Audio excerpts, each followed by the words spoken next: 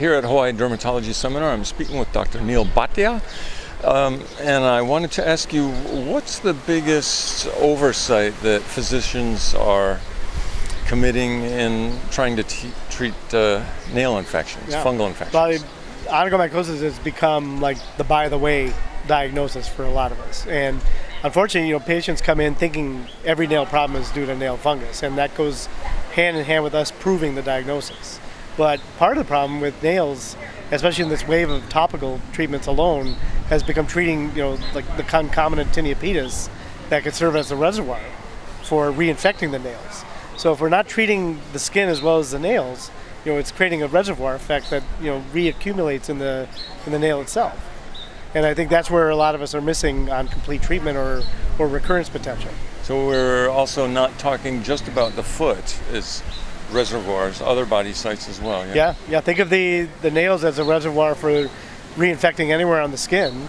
I showed a picture of someone whose hips were covered in a rash, which turned out to be tinea corporis. First thing we should be doing is looking at the patient's feet and saying, is that where the reservoir effect is of the dermatophytes? Is it tough to figure out which is the chicken and which is the egg? It can be, yeah. So that makes it all the more important to treat both, treat through the disease state. And do you have favored topicals for the nail and other sites? I've had experience with all of them. I've been a researcher on a couple of different trials, and I haven't had one that I would say works any better than the other. I think cost comparison will probably influence some decisions. And then we talked a little bit about who's an oral candidate, who's a topical candidate, and really there's a role for both. I mean, for treating combinations is probably the best potential for reducing recurrence.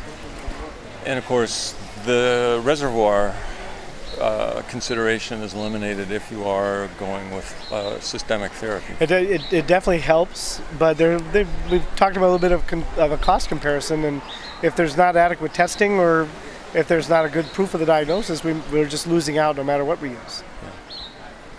So don't forget the feet and the other skin sites. And nail the diagnosis.